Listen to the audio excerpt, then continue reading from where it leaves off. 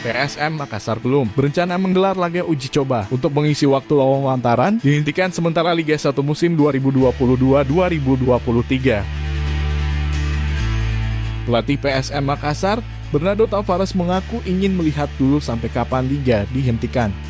Kita lihat saja dulu seberapa lama kompetisi berhenti. Untuk saat ini fokusnya kita latihan saja dulu, katanya saat ditemui tribuntibur.com di Stadion Kalgowa, Kabupaten Goa, Kamis 6 Oktober.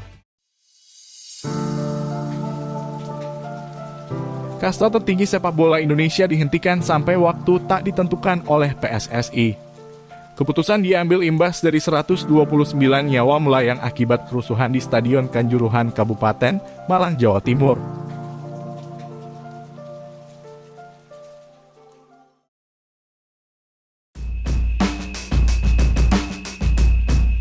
Di tengah ketidakpastian Liga 1, pelatih asal Portugal ini meliburkan skuadnya selama 2 hari.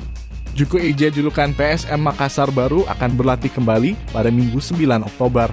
Juru taktik 42 tahun ini tak memberikan materi latihan khusus kepada pemainnya selama libur.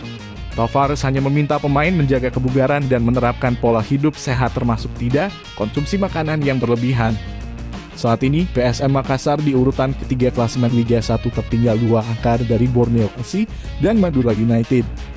Laskar pinisi julukan lain PSM Makassar satu-satunya tim belum terkalahkan sejauh ini dan masuk bursa calon juara